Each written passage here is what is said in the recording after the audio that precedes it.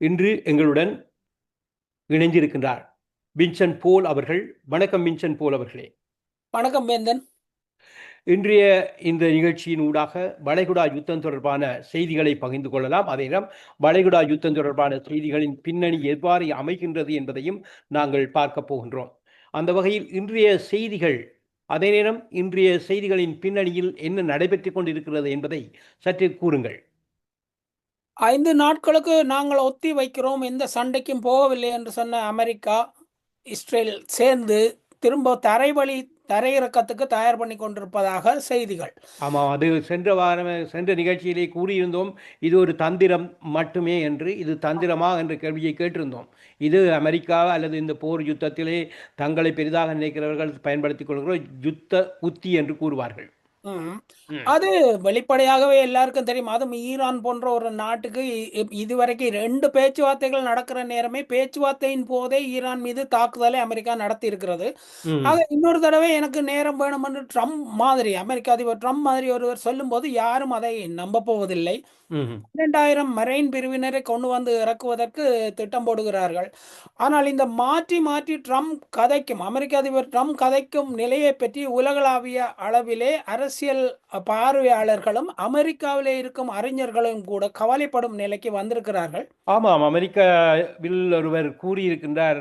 முன்னாள் அமெரிக்க கடல்சார் படை புலனாய்வு அதிகாரியான ஸ்காட் ரிட்டர் அவர்கள் இஸ்ரேல் இருக்கக்கூடாது என்றும், ஈரானாக நான் இருந்தால் இஸ்ரேலை முற்றாக அழித்து விட்டுத்தான் ஒரு முடிவுக்கு வருவேன் என்று கூறியிருந்தார். அது ஸ்காட் ரிட்டர் வந்து முன்னாள் படையதிகாரி, ஈராக்க முந்தைய போரிலே பங்கேற்றவர். ஆனால் அதன் பின்பாக அவர் வந்து வெப்பன் இன்ஸ்பெக்டர், அதாவது வந்து உலகளாவிய அளவிலே அணு ஆயுத தடை, பிற ஆயுதங்களை கண்காணிப்பது போன்ற சர்வதேச குழுவிலே பங்கெடுப்பவர். ம். மிகவும் அமெரிக்காவை நேசிக்கக்கூடிய ஒருவர். ஆனால் அவர் அண்மை காலமாக திருப்பி திருப்பி இஸ்ரேல் இருக்கக்கூடாது, இஸ்ரேலுடைய நீர்நிலைகளை தாக்கி அழியுங்கள் என்பது போல தன்னுடைய கருத்துக்களை ஆணித்தரமாக சொல்லி வருகிறார். ம். அப்படி அந்த அறிவுரைகளை ஈரானுக்கு சொல்லி வருகிறார். ம். இந்த நிலையில இந்த நேற்று போர் நிறுத்தம், நாளை ஒத்திவைப்பு, இன்றைக்கு சண்டை என்ற மாதிரி மாத்தி மாத்தி பேசும் அமெரிக்க அதிபர் ட்ரம்பை பற்றி ம். அமெரிக்காவில் இருக்கும் அறிஞர்கள் கூட கவலைப்படுகிறார்கள், அவருடைய மனோநிலையை பற்றி. ம். உலகளாவில் அவருடைய அவருடைய நேர்காணல்களையும் பேச்சுக்களையும் கருத்துக்களையும் பார்க்கும் பலரும் அவருக்கு அதாவது மூளையினே அந்த முதல் முன்பகுதியில் இருக்கக்கூடிய பகுதியில் டைமென்ஷியா வந்து விட்டது, அது மிகவும் ஆபத்தான நிலை என்று சொல்கிறார். இல்லை, இது இல்லை, நகைச்சுவைக்கு உரிய மாதிரி இருந்தாலுமே அது ம். சீரியஸான. ஏனென்றால் அமெரிக்கா போன்ற ஒரு அணு ஆயுத நாட்டில் ம். அதிபராய் இருப்பவர் எந்த விதமான மனத்திடமும் மன உறுதிப்பாடும் அல்ல தெளிவும் இல்லாமல் இருக்கிறார். அவர் ம். முன்னர் வாக்கியங்களை, அதாவது வசனங்களை பேச முடியாமல் இருந்தார் முழுமையாக. இப்போது சொற்களை கூட அவருக்கு வருகின்றன இல்லை. அவருடைய பகிரியிலே ட்விட்டரிலே நிறைய வாக்கிய பிழைகளும் எழுத்து பிழைகளும் வருகின்றன. அவர் ம். பேசும்போதே அது நடக்கிறது. கொலம்பியா பல்கலைக்கழகத்தின் சஸ்டைனபிள் டெவலப்மெண்ட் பிரிவின் துறைத் தலைவராக இருக்கும் ஜெஃப்ரி சாக்ஸ் பேராசிரியர், அவர் அனைத்து இடங்களிலும் கருத்து செல்லக்கூடிய உலகளாவிய தலைவர், ம். அறிஞர். அவர் சொல்கிறார், எனக்கு மிகவும் கவலையாக இருக்கிறது. எங்களுடைய நாட்டின் நிலைமையை பார்த்தால் இதை பற்றி யாரும் கவலைப்படுகிறார்கள் இல்லை. உலகளவிலே இருக்கக்கூடிய உளவியல் ஆய்வாளர்கள் சொல்லும் உண்மை அது. ம். அதில் இருக்கும் ஆபத்து என்னென்றால், இந்த மாதிரியான முன் பகுதி மூளையிலே பாதிக்கப்படுபவர்களுக்கு தன்னை பற்றிய பெரிதான எண்ணம் இருக்கும். சரி, அந்த ம். நாசிசம், சுய காதல் இருக்கும். அதே மாதிரி ஒரு ஒரு அரகன்ஸ், அதாவது வந்து ஒரு என்ன சொல்றது, வந்து சைக்கோபேத்னு சொல்வார்களே, அந்த மாதிரியான எண்ணம் இருக்கும். ஆக ஒரு குரங்கு கையிலே பூமாலை மாதிரி அமெரிக்க இராணுவம், அமெரிக்க அதிபர், தற்போதைய அதிபர் டொனால்ட் ட்ரம்பின் கையிலே சிக்கியிருக்கிறதா என்ற கவலை தான் அனைவருக்கும் எழுந்திருக்கிறது. ம்ஹ்ம். இன்னொரு முக்கிய செய்தியாக வெளியிட்டிருக்கிறது. பாகிஸ்தான் ஒரு அரபு நாடுகளில் ஒன்றாகவே பார்க்கப்படுகின்றது, அல்லது அரபு நாடுகளுக்கு சார்பான நாடாக பார்க்கப்படுகிறது. ஆனாலும் ஹோர்முஸ் நீரிணை ஊடாக பாகிஸ்தானை நோக்கி வந்த அல்லது நோக்கி பயணித்த சலான் என அழைக்கப்பட்ட ஒரு கப்பல், அது ஐக்கிய அரபு அமீரகத்தில் இருந்து புறப்பட்டிருந்தது, ஹர்ஷியாவில் இருந்து புறப்பட்டது.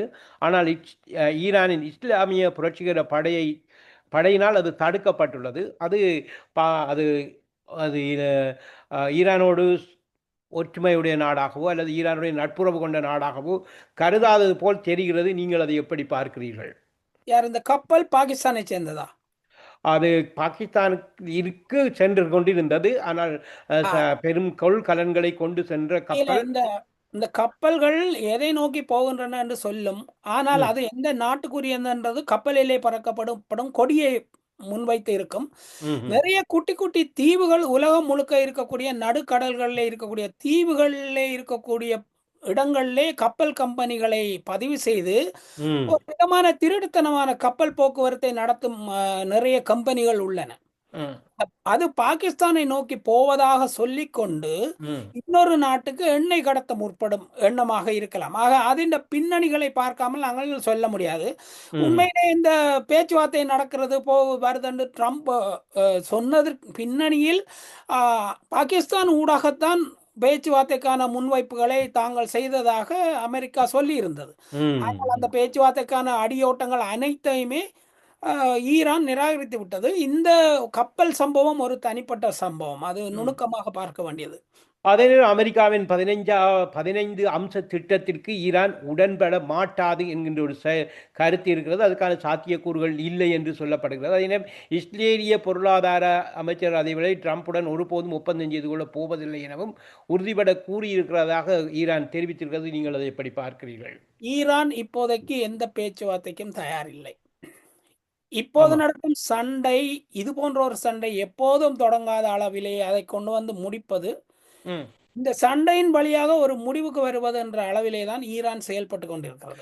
இல்லை, ஒரு முடிவுக்கு ஈரான் வருகிறது என்றால் எப்படிப்பட்ட ஒரு முடிவாக இருக்கும் என்கின்ற ஒரு கேள்வி இருக்கிறது அல்லவா? வளைகுடா இன்று நாடுகளில் அமெரிக்க பிரச்சனம் என்பது துப்புரவாக இருக்கக்கூடாது என்பது சாத்தியப்படக்கூடிய விடயமா? இன்று ஈரானுடைய ராணுவ பேச்சாளர் எப்ராஹிம் அடிக்கடி எல்லா இடம் பார்த்திருக்கக்கூடியது சொல்ஃபகாரி சொல்லியிருக்கிறார். ம், வளைகுடா நாடுகளிலே இருக்கக்கூடிய அமெரிக்க தளங்கள் அனைத்தும் அழிக்கப்பட்டு விட்டன. இப்போது 40 நிமிடத்துக்கு முதல் வந்த செய்தி. ம், அழிக்கப்பட்டு விட்டன. அந்த பகுதியில் இருக்கும் மக்கள் இங்கே இருந்த ராணுவ வீரர்கள் அமெரிக்காவினுடைய படை வீரர்கள் ஓடி எங்காவது ஒளிந்திருந்தால் எங்களுக்கு தகவல் சொல்லுங்கள் என்று ம், சொல்லி.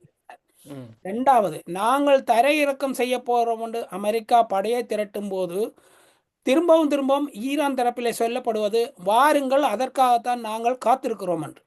ம், ம், ம். இன்றைய நிலை இப்படி போர், உலகத்திலே போரை முக்கியமாக கவனித்துக் கொண்டிருக்கின்ற நாடுகள் ஒன்று சேர்கின்ற வாய்ப்பு இருக்கின்றதாக பேசப்படுகிறது. குறிப்பாக ஐரோப்பிய நாடுகள் ஒன்று சேரப் போவதாகவும், அதே யாருக்கு நேரம் எதற்காக ஒன்று சேரும்? ம். யாரோடு ஒன்று சேரப் போகிறார்கள்? தாங்கள் ஒன்று சேர்ந்து இந்த போரை முடிவுக்கு கொண்டு வருவதற்கான வழிவகைகளை தேடப்போம். இது யாரோடு சேர்ந்து இது நடக்கும் என்று நீங்கள் நினைக்கிறீர்கள்?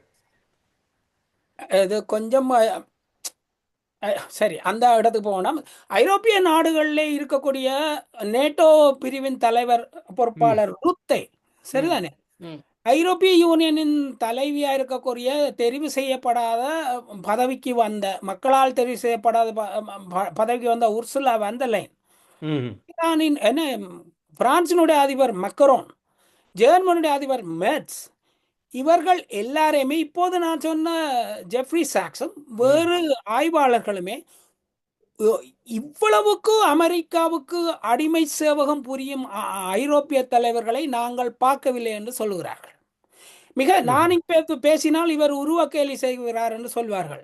ம், வந்து நேட்டோவின் தற்போதைய தலைவரை கார்ட்டூன் கதாபாத்திரத்தின் இன்னொரு கார்ட்டூன் கதாபாத்திரம், அதாவது ஒரு கதாபாத்திரத்தை காப்பி அடித்து செய்யப்பட்ட இன்னொரு கதாபாத்திரம் போன்றவர் அவர் என்று கேலி செய்தார். ம், இதை ஐரோப்பிய வட்டகையில் இருக்க நாடுகளில் ஜோர்ஜியா மிலோனி இத்தாலியுடையது, ஸ்பெயினுடைய சாnchez, ஏன் ஜெர்மனுடைய பிரீமியர், அதாவது ம், பிரீமியர் தான் மெட்ஸ், ம், அதனுடைய பிரைம் மினிஸ்டராக இருப்பவர் ஸ்ட்ரோபர்க், அவர் ம், என்று எதிர்த்து சொல்லியிருக்கிறார் இந்த போர் தேவையில்லாதது, இந்த ம், போரிலே நாங்கள் பங்கெடுக்க கூடாது, அமெரிக்கா ஏன் ஈரானை போய் தாக்கியது, இஸ்ரேல் ஏன் ஈரானை போய் தாக்குறது என்பதற்கு எந்த தேவையும் இல்லை, இது எங்களுக்கான போரே இல்லைன்னு சொல்லியிருக்கிறார். ம், ஏற்கனவே இந்த இந்த விதமான ஒரு சின்ன எதிர்ப்பு குரலை பெல்ஜியத்தின் அதிபர் தெரிவுபடுத்தி இருக்கிறார். ஆக ஆமா. இந்த 4-5 கோமாளி ஐரோப்பிய தலைவர்களை தவிர அங்கே வேறு யாரும் இது இடத்துக்கு வரவில்லை. அதே போல டென்மார்க்கினுடைய அதிபர் தாம் பூமண்டு பேசிக்கொண்டிருந்தார். அந்த பிரைம் மினிஸ்டர் நேற்று பதவி விலை இருக்கிறார் வேறு ஒரு காரணத்துக்காக. இதே நேரம் எங்களுடைய ஈரானுடைய சபாநாயகர் எங்களுடைய அமைதியை அல்லது எங்களுடைய மன உறுதியை நீங்கள் சோதித்து பார்க்காதீர்கள் என்று ஒரு எச்சரிக்கை விடுத்திருக்கிறார். அதே நேரம் உலக நாடுகளில் எண்ணெய் விலை அதிகரித்து பல்வேறு நாடுகளில் பல பொருளாதார சிக்கல்களை எதிர்கொண்டிருக்கின்ற நேரத்தில் அவர்கள் இவ்வாறு கூறியிருக்கின்ற அதே வேளை நட்பு நாடுகளுக்கு தங்களுடைய உதவிகள் இருக்கும் என்றும் ஈரான் அறிவித்திருக்கிறது. இந்த நிலையை பார்க்கின்ற போது இனி இந்த விடயங்களை தீர்மானிக்கப் போவது அரபு நாடுகளா அல்லது மத்திய வளைகுடா நாடுகளா என்கின்ற ஒரு கேள்வி இருக்கிறது. அதை எப்படி பார்க்கிறீர்கள்? ஒரு 30 விழுக்காடு எண்ணெய் ஹுமோஸ் வளைகுடாவுக்களால் வருகிறது.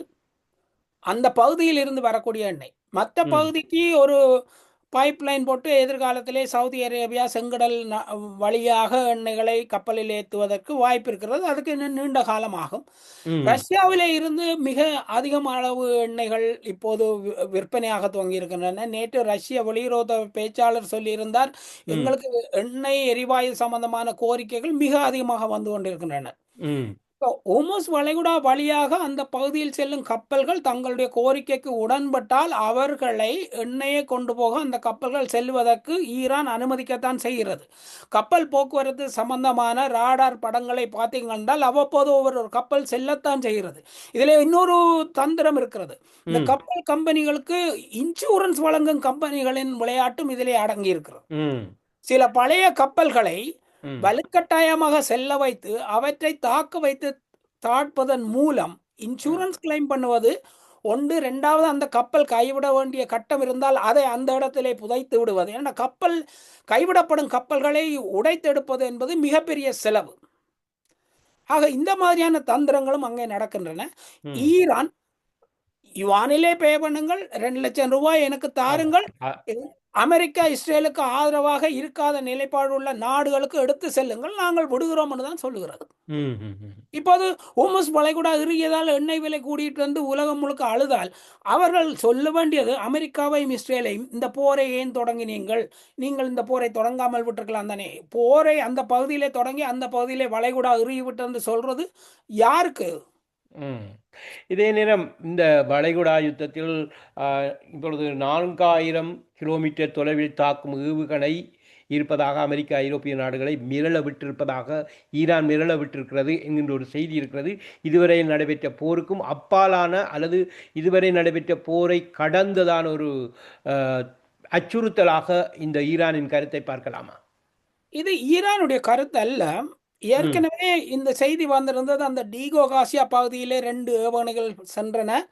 அது ஈரானுடையது. ஈரான் அவ்வளவு தூரத்துக்கு 4000 மைல்கள் கிலோமீட்டர்கள் தூரத்துக்கு செலுத்தி இருக்கிறதுன்னு சொல்லி செய்தி வந்தது. ஆனால் ஈரான் அதை மறுத்திருந்தது. தாங்கள் அந்த ஏவுகணையை செய்யவில்லை என்று. இஸ்ரேல் தான் தந்திரமாக யூகேயை, அதாவது ஐக்கிய ராஜ்யங்கள் இங்கிலாந்தை சண்டைக்குள் இழுப்பதற்கு அந்த ஏவுகணையை நீர்மூழ்கியிலிருந்து ஏவியது என்பதுதான் செய்தி. ஆனால் ஈரானிடம் 4000-5000 கிலோமீட்டர்களை எட்டக்கூடிய அளவுக்கு ஏவுகணைகள் உள்ளன. அது வேறு, இது வேறு. ஆமாம், இப்படி அச்சுறுத்தல் இருப்பதாக கூறப்படுகிறது. இதே நேரத்தில் பிரித்தானியா அமெரிக்காவுடன் இணைந்து செயற்படக்கூடிய வாய்ப்பு இருக்கிறதாக ஒரு செய்தி இருக்கிறது. நீங்கள் எப்படி பார்க்கிறீர்கள்? பிரித்தானியா அமெரிக்காவை டீகோகாசியா தீவை பயன்படுத்த அனுமதித்த போதே பிரித்தானியா அமெரிக்காவோடு இணைந்து விட்டது. ஏனென்றால் டீகோகாசியோ பிரித்தானியாவின் ஆளுகைக்கு கீழே இருக்கிறது. யுனைடெட் கிங்டத்தின் ஆளுகைக்கு கீழே இருக்கிறது. அதை அமெரிக்கா பயன்படுத்துமா இருந்தால் அமெரிக்காவோடு அது கூட்டு சேர்ந்ததாகத்தான் அர்த்தம். சரி, இதோடு நாங்கள் நிகழ்ச்சியை நிறைவுக்கு கொண்டு வருகின்ற பொழுது நிறைவாக நீங்கள் கூற வந்த செய்தி எதுவும் இருப்பின் கூறுங்கள். நான் கேட்காத செய்திகள் இருப்பின் அவற்றையும் கூறுங்கள். 2 சுருக்கமான செய்தி. ஒன்று, இந்த ஐக்கிய நாடு சபையின் அதிபர் வெனசுவேலா செக்ரட்டரி கொட்ரஸ் இந்த போர் எல்லை மீறி சென்று கொண்டிருக்கிறது, இது கட்டுக்கடங்காமல் போகிறது, இதை ஒரு வழிக்கு கொண்டு வரணும் என்ற மாதிரி சொல்லிக் கொண்டிருக்கிறார். அதனுடைய பின்பக்கம் அல்லது மறுபக்கம் என்னென்று சொன்னால், இதுவரைக்கும் நடந்த எந்த சண்டைகளையும் இஸ்ரேல் செய்யும் தாக்குதல்களையும் எதையுமே நிறுத்தாதவர் இப்போது அழுகிறார். என்னன்னு சொன்னால், அந்த சீட்டுக்கட்டு சாம்ராஜ்யமான ஐக்கிய நாடுகள் சபை என்றது குலைந்து கொண்டிருக்கிறது. அதன் பொறுப்பாளராக இருக்கும் அவருக்கே எதுவும் செய்ய முடியவில்லை. அதை கண் முன்னாலே பார்க்கிறார், எதையாவது சொல்ல வேணும்னு சொல்லுகிறார்.